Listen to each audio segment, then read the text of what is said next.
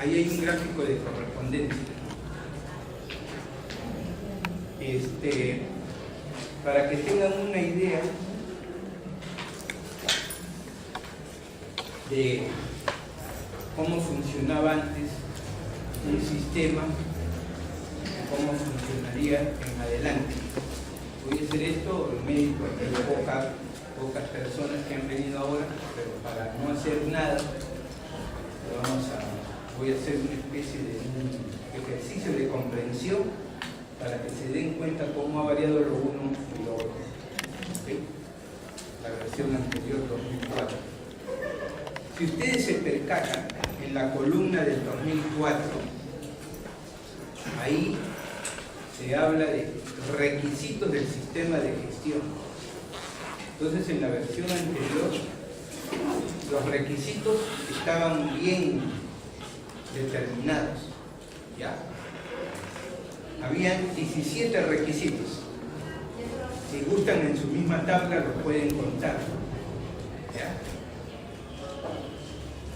Escúchenme, por favor, antes de que los cuente. De los 17 requisitos, cuando ustedes vean esos numeritos que hay ahí, 4.1, 4.2, 4.3, 4.3.1, 4.3.2, a esos numeritos se les llama técnicamente cláusulas. Esas cláusulas son inmodificables. O sea, usted no puede cambiarle la numeración a las cláusulas. Usted, por ejemplo, dice 4.2 ISO 14001 versión 2004 y está en Japón, los japoneses le van a decir en japonés política ambiental. Están en la China, los chinos le van a decir política ambiental. Están en Ecuador, le van a decir en español política ambiental. Si están en Irak, le van a decir en árabe política ambiental. Esa cláusula 4.2 corresponde, por ejemplo, a política ambiental. ¿Ya? Ahora, de las 17,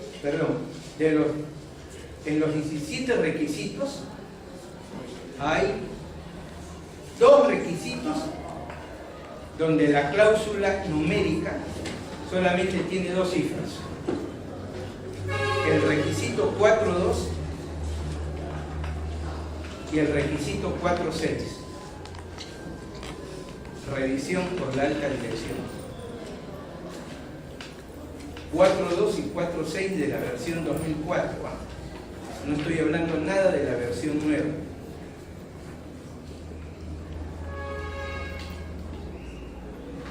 ...4.2 y 4.6.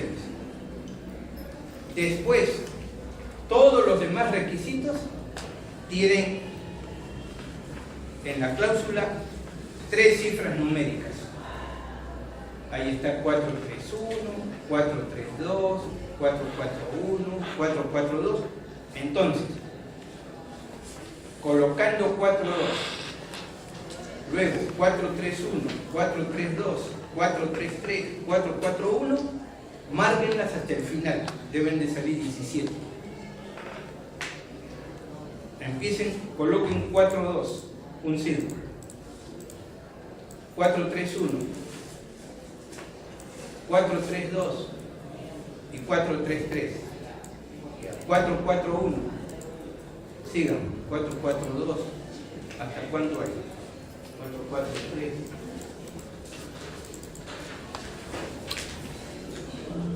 4.5, 4.5.1, 4.5.2.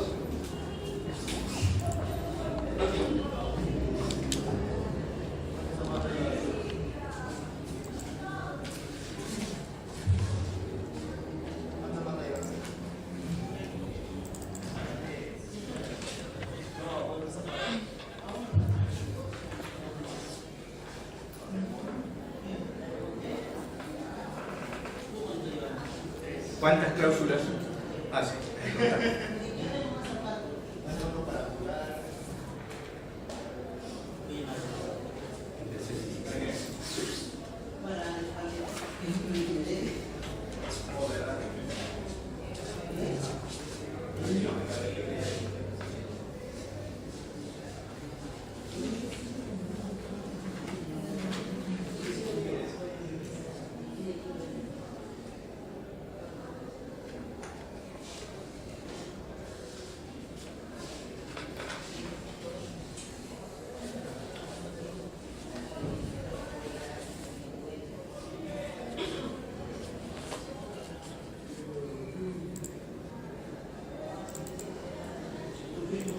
¿Cuántas hay?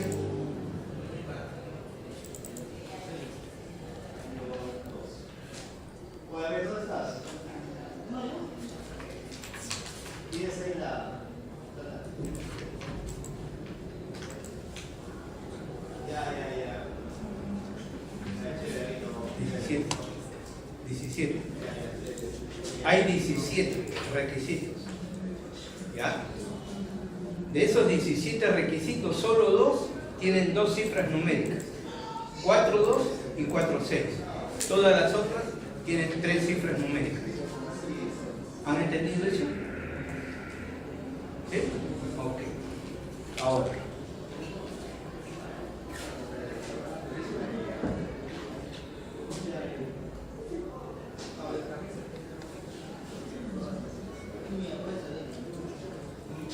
Con la norma anterior, de los 17 requisitos, 12, ojo, miren, de 17 en 12 se decía lo siguiente: la organización debe establecer, implementar y mantener uno o varios procedimientos para, por ejemplo, identificar requisitos legales y otros requisitos. Entonces, la versión anterior, en 17, de 17 en 12 decía que había que generar un procedimiento. ¿Y qué era un procedimiento? Papel, en físico o en digital. ¿Y qué era un procedimiento? Tenía una estructura. Por ejemplo, el nombre del procedimiento, el número del procedimiento, la fecha en la que se hace el procedimiento, quién está haciendo ese procedimiento, cuántas páginas va a tener ese procedimiento, contenido del procedimiento, qué objetivo persigue el procedimiento o finalidad, términos y definiciones que se van a usar en el procedimiento.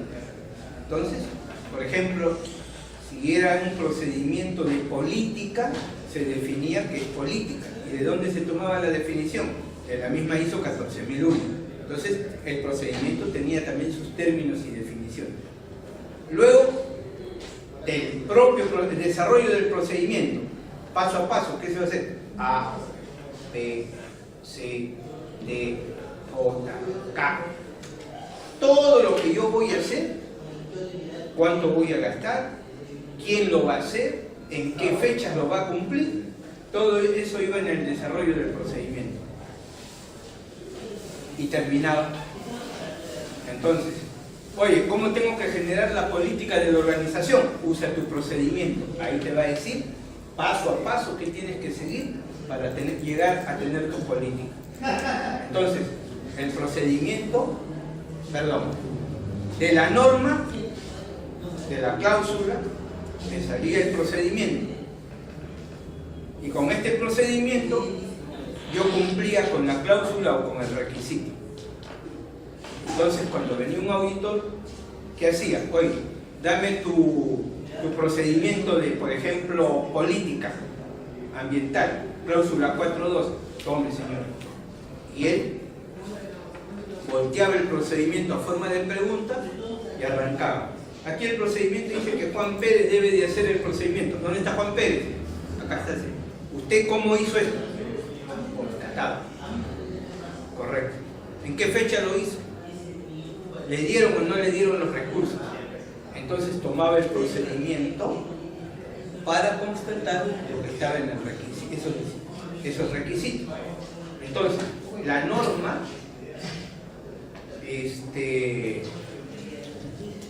norma exigía de 17 requisitos, 12 requisitos con procedimientos. ¿Entienden? Para objetivos no pedía procedimientos, por ejemplo. Para política tampoco. ¿Ya? Muy bien. Pero ¿qué hacían las organizaciones? Hacían lo siguiente. Tomaban sus 17 requisitos y como a solo 12 le exigían procedimiento, La organización decía, no, yo le voy a hacer su procedimiento uno o más de un procedimiento a cada requisito. Fíjense bien, ¿ah? En mi sistema de gestión yo tenía 17 requisitos. Esos 17 se tienen que reflejar en la organización. Pero a mí me piden de los 17 solo 12 procedimientos. O sea, me piden procedimientos, perdón, para 12 requisitos. Me dicen uno o varios procedimientos. Pónganse que sea uno mínimo, tendría 12. Pero las organizaciones, ¿qué decían? Tengo 17 requisitos y le voy a hacer procedimiento a cada uno de los 17. Es decir, si yo tuviese un procedimiento mínimo por requisito, ¿cuántos procedimientos tuviera? 17. Entonces, la organización le generaba procedimientos para cada uno de los requisitos. Cláusula 4.2, política ambiental, su procedimiento. Cláusula 4.3.1, identificación de aspectos ambientales, su procedimiento. Cláusula 4.3.2, requisitos legales y otros requisitos, procedimiento. Cláusula 4.3.3, planificación, ¿no? Objetivos y metas, procedimiento. Pasaba 4.4.1, procedimiento. 4.4.2, procedimiento. Entonces yo tenía el procedimiento para cada uno de los requisitos, mínimo uno, pero podría generar 2. Por ejemplo, en identificación de aspectos ambientales, que era el requisito 4.3.1. Ahí yo te podía tener un procedimiento solo para señalar qué metodología voy a seguir para identificar los aspectos ambientales. Y lo otro ya era el procedimiento de cómo identificar los aspectos ambientales. Entonces yo tenía 2 procedimientos. Uno que era la metodología y lo otro que era cómo identifico los aspectos en base a esta metodología. Yo podía tener ahí en un requisito 2 procedimientos. ¿Okay? Entonces, esa era la concepción antigua. En la medida en que usted generaba los procedimientos y los juntaba o los ordenaba, tenía su manual del sistema de gestión ambiental, que no se exigía como si era para la ISO 9001 para gestión de la calidad, que sí exigía un manual del sistema de gestión de la calidad. En materia ambiental no, pero usted juntando toda la papelería, era un manual, era en realidad ya una tesis, ¿ok? Porque estaban todos sus procedimientos ordenados. Entonces, lo que hacía el auditor era venir y ver si lo que estaba en el papel efectivamente es lo que se hacía en realidad y en la práctica en la organización. En la medida en que le daba la conformidad, quiere decir que el sistema se había implementado bien, ¿no? Porque también podría haber encontrado a través del procedimiento no conformidad. Por ejemplo, procedimientos sin firmar, formatos no señalados en el procedimiento, en forma, tamaño, número de celdas y todo otro tipo de especificaciones técnicas, en fin. Esa era la forma como se trabajaba con la versión anterior. ¿Ok? Muy bien. Si usted empieza a ver, permítame un ratito su norma. Si usted empieza a leer su norma, ¿no?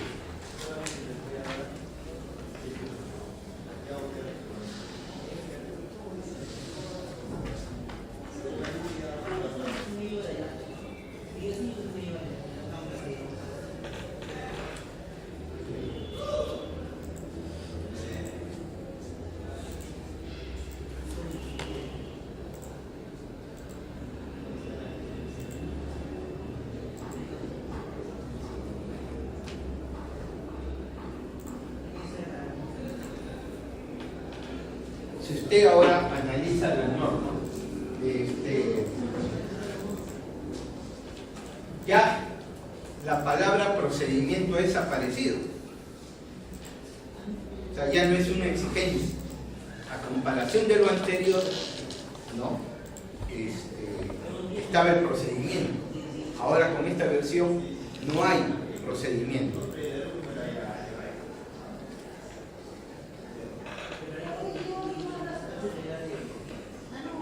¿Eso qué significa? Antes dice, haga su procedimiento para que usted, por ejemplo, me señale cómo va a identificar sus aspectos. ¿Ya? Entonces, señor, usted tiene que identificar sus aspectos. Ahora la norma también dice, señor, identifique sus aspectos. En líneas generales, ahí no hay ninguna, ¿cómo se llama? Ningún cambio. Ayer me decía, identifica tus aspectos, hoy me dice, identifica tus aspectos. Pero ayer me decía, usa tu procedimiento para identificar aspectos. Ahora no me dice que yo use procedimientos para identificar aspectos. Y aquí viene una cuestión.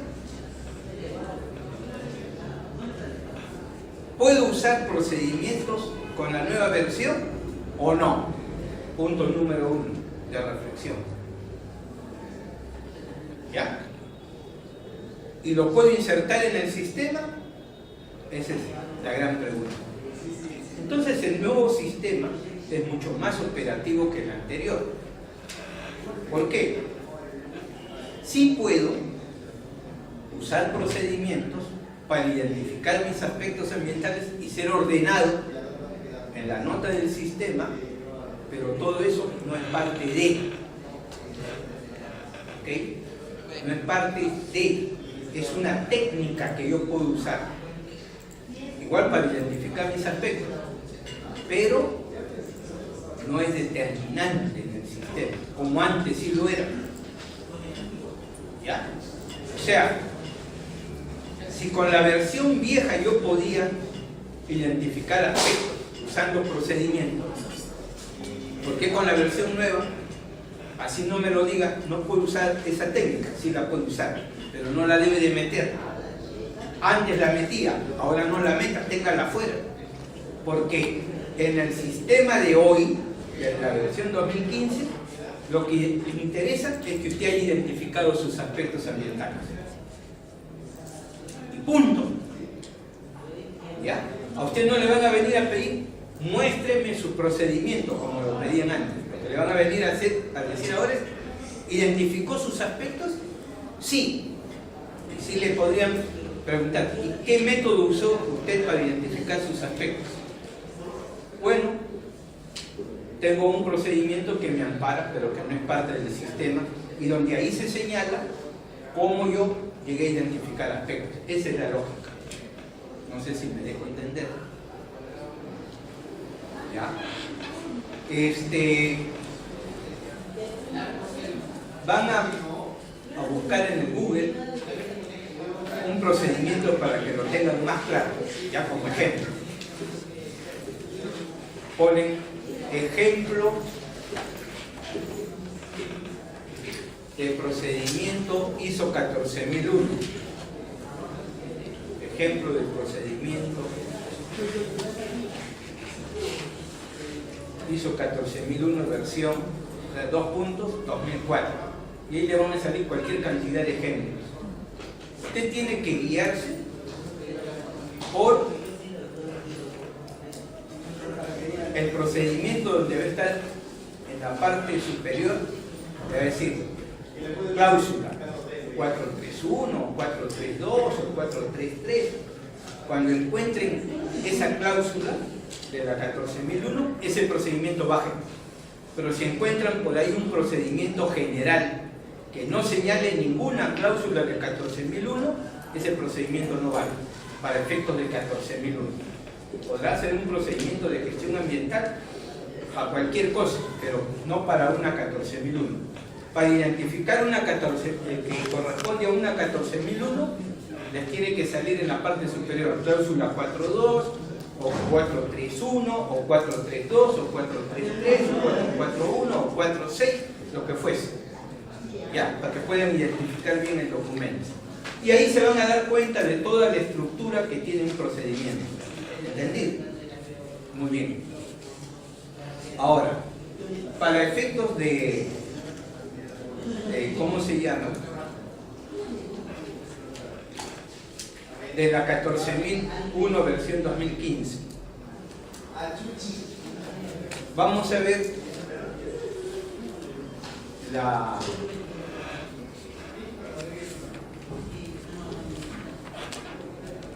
vayan a la cláusula 5.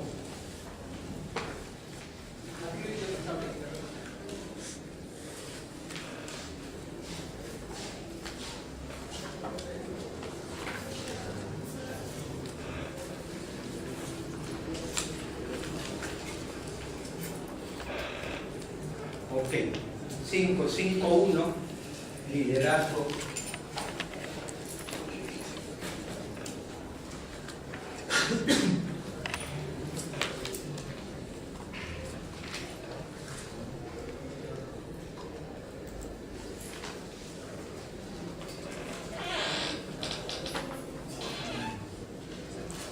¿Qué debe de hacer una organización?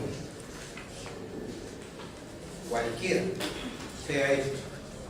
Debe de empezar, y así se llama, a implementar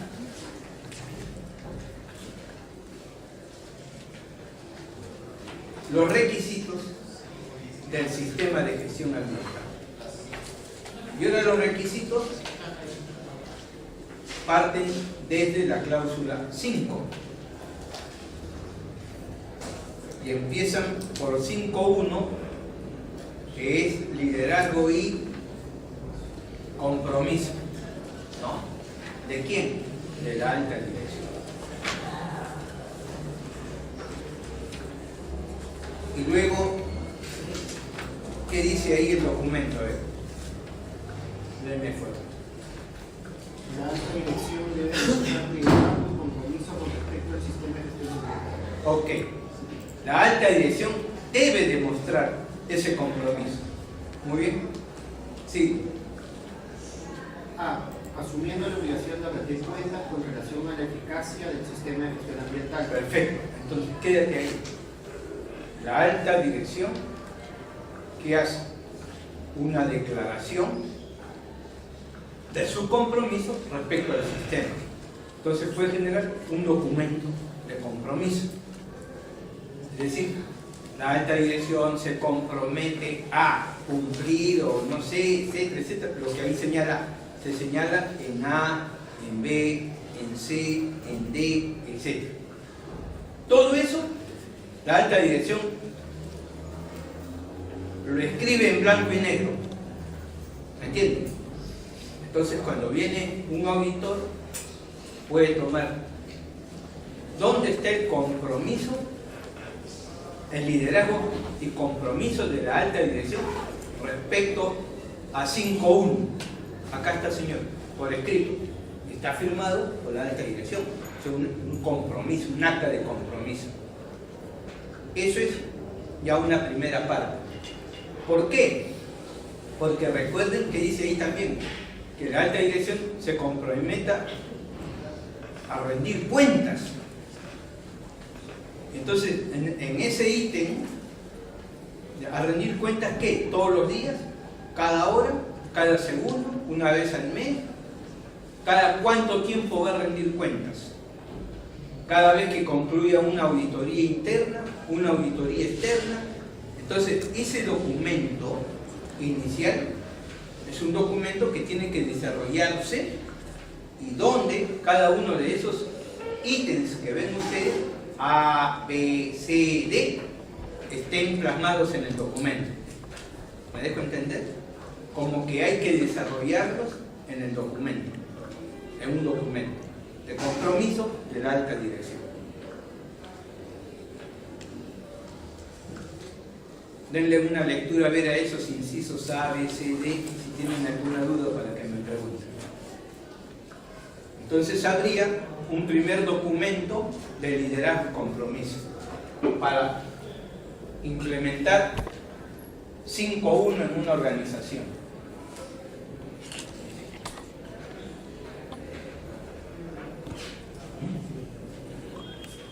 Van a colocar A, B, C, aquí. Se puede hacer eso, Sí. pero cambiando la reacción. Por supuesto. Es lo que se debería hacer. Así es. Incluso desarrollar cada uno de ellos un poquito más. O sea, ¿cómo sería, por ejemplo, cuando usted dice la rendición de cuentas? Entonces sería compromiso, rendir cuentas sobre una vez al año. Incluso puede señalar diciembre de cada año, ¿no? A toda la organización a través de un escrito y en forma física, ¿no? O presencial,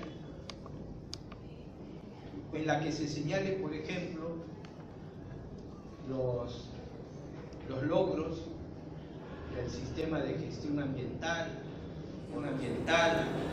o los obstáculos y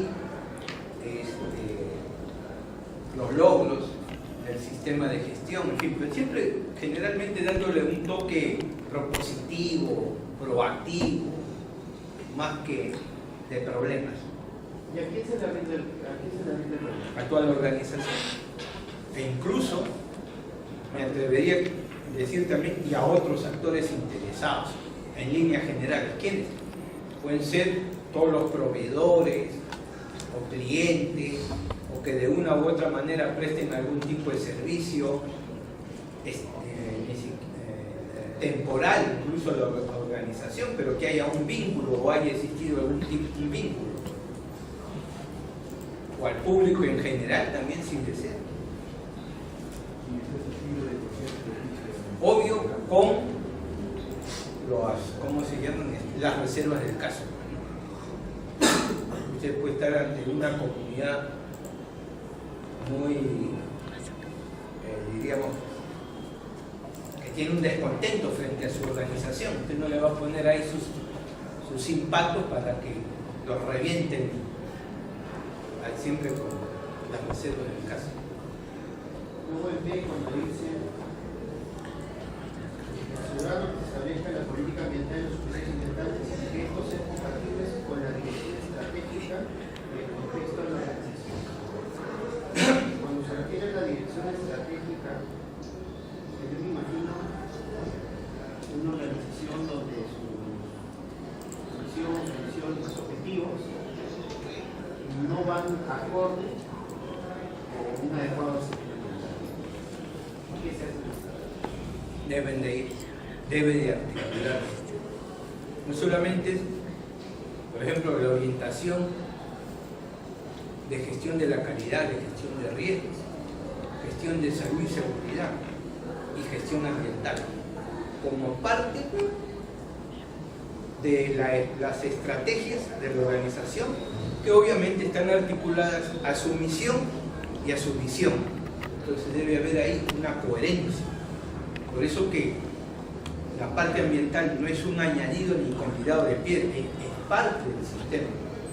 Si usted lee la definición del sistema de gestión ambiental, es parte del sistema de gestión de la organización. ¿Te das cuenta? Entonces, así como es de importante calidad, gestión de riesgos, salud y seguridad, también es importante la gestión ambiental. Entonces, él asume el compromiso de que la política, su desempeño, todos los aspectos que tiene el mismo peso que todo lo otro que tiene la empresa, así como tiene interés por tener utilidades desde el punto de vista económico o desde el punto de vista social, tener un buen y excelente desempeño frente a sus trabajadores. De igual manera es el cumplimiento de la política, su desenvolvimiento ambiental y todo lo demás. Por ejemplo, si en una organización, vamos a suponer, de carácter público, ¿usted qué tiene ahí? Planes estratégicos, planes operativos, presupuesto inicial de apertura, PIA. En todos esos documentos tiene que aparecer la parte ambiental.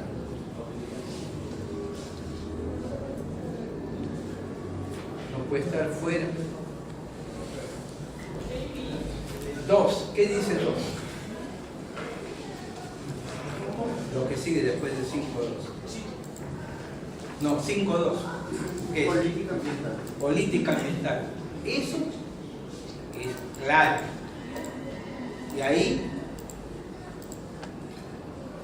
el requisito política ambiental es la alta dirección debe establecer, ¿no? Implementar, aprobar, mantener una política ambiental y que ésta sea, que tenga ¿qué cosas? Las siguientes características: A, B, C, D. ¿Qué dice A?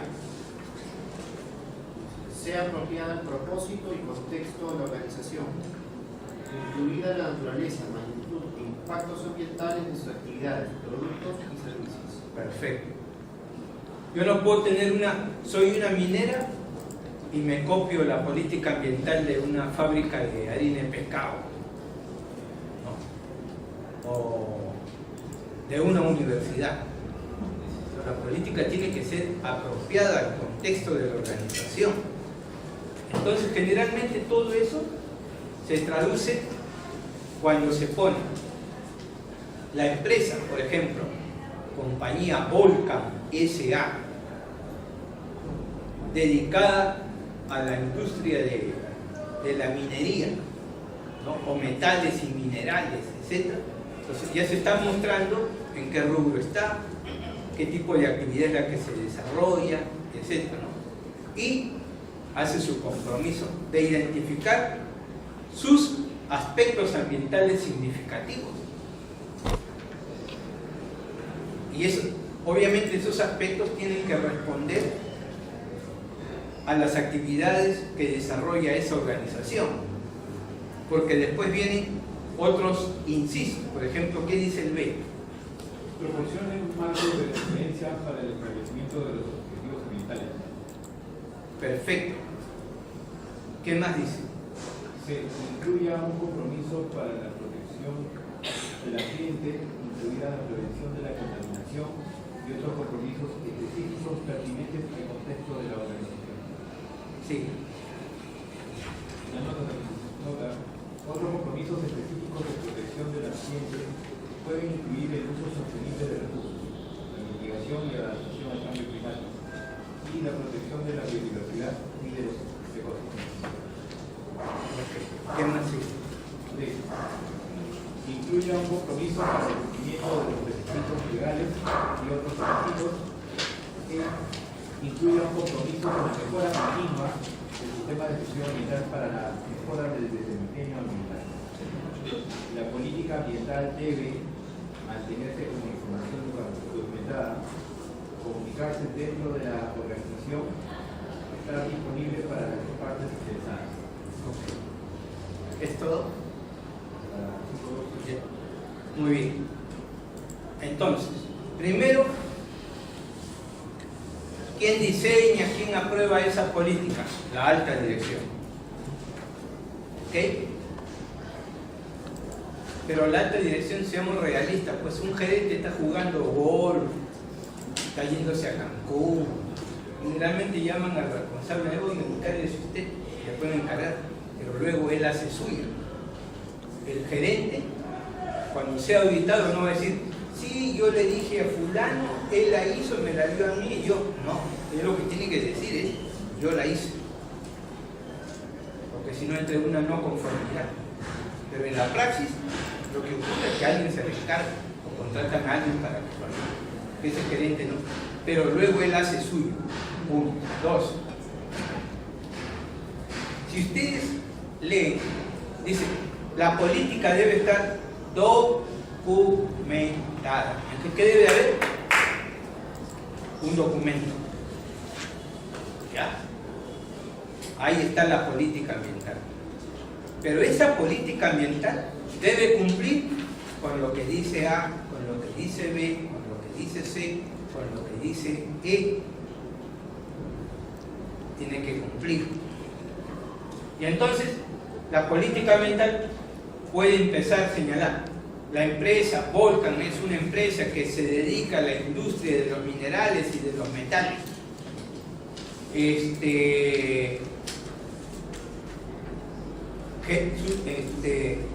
Por las actividades que desarrolla, genera aspectos e impactos ambientales significativos. La organización, a través de su sistema de gestión ambiental, se compromete a 2 puntos: gestionar sus aspectos ambientales significativos, establecer medidas o acciones para, ¿qué dice ahí? Proteger el ambiente. O, si dice y, también se pone y, prevenir la contaminación. ¿Ya? Permíteme un ratito.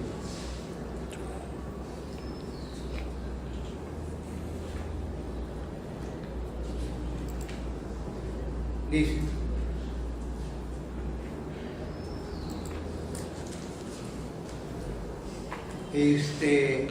incluye un compromiso para la protección del ambiente, obvio. La organización se compromete a establecer medidas para proteger el ambiente, incluyendo la protección, la prevención de la contaminación, así como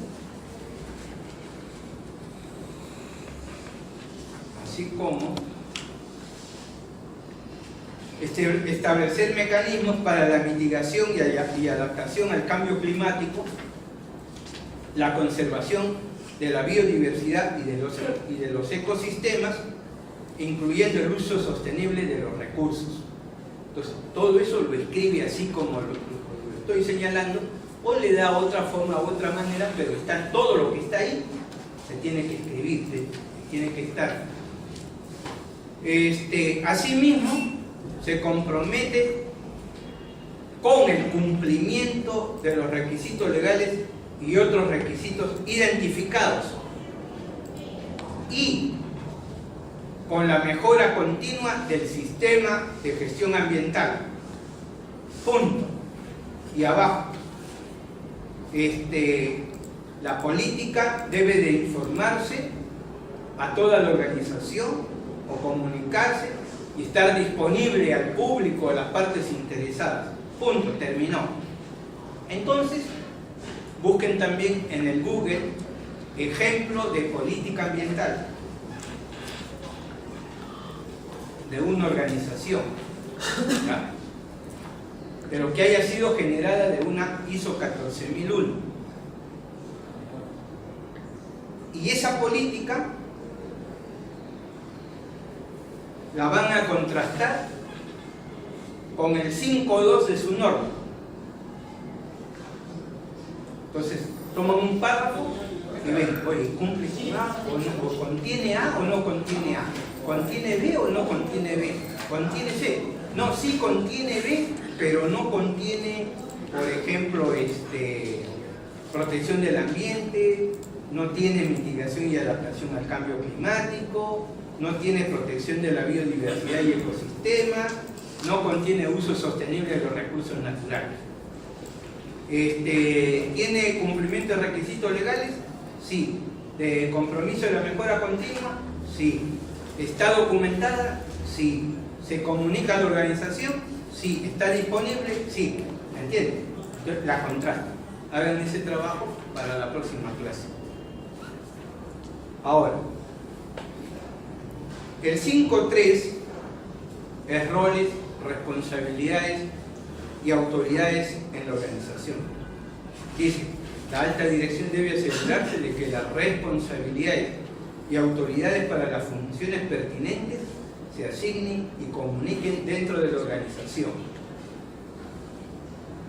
La alta dirección debe asignar la responsabilidad y autoridad para asegurar que el sistema esté conforme con los requisitos a la norma, informar a la alta dirección sobre el sistema de gestión ambiental, incluido su desempeño. A ver, en una organización cualquiera, pública o privada, hay lo que se llaman documentos de gestión. ¿Ya?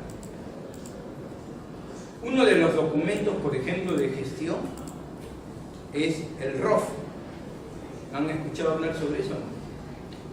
Que es el Reglamento de Organización y Funciones. El ROF.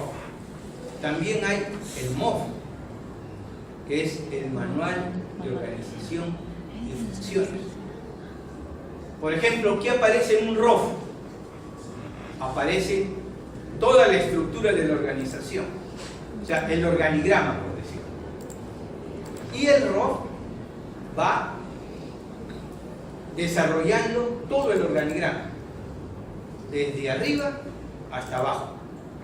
Por ejemplo, si hay una gerencia general, entonces, ¿qué es la gerencia general? La define y qué funciones tiene esa gerencia general.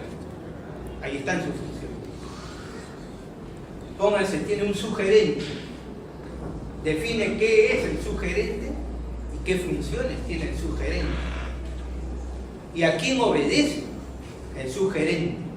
Y así se hace el desarrollo de toda la organización, de toda la estructura organizacional, en un documento que se llama ROF, Reglamento de Organización y Funciones.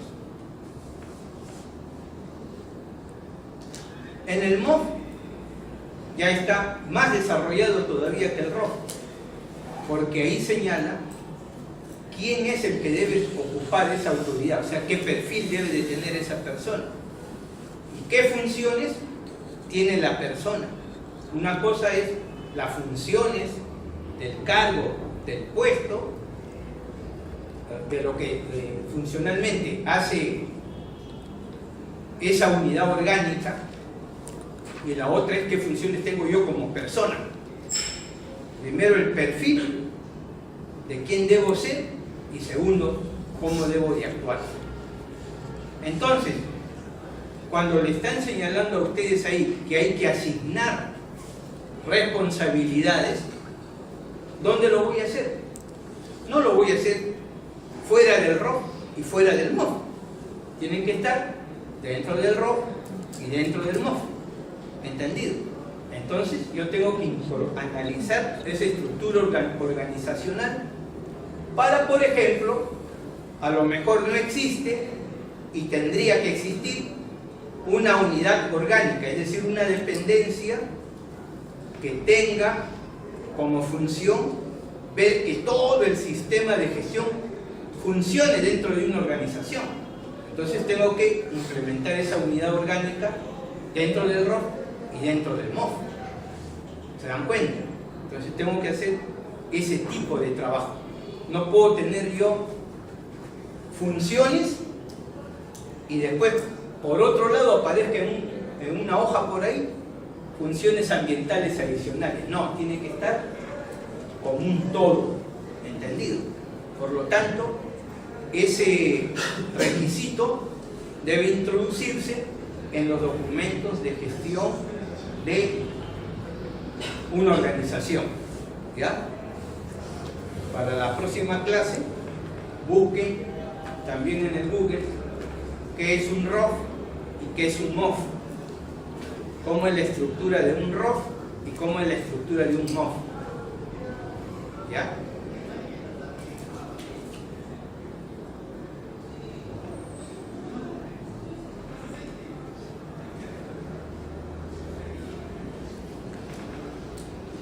y también estudien qué es un PEI, un plan estratégico institucional, y un POI, el plan operativo institucional.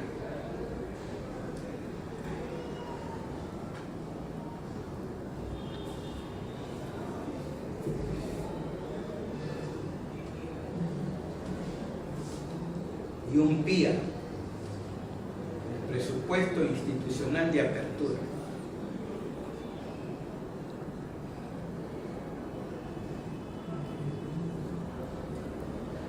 PEI, POI, PIA, ROF, MOF.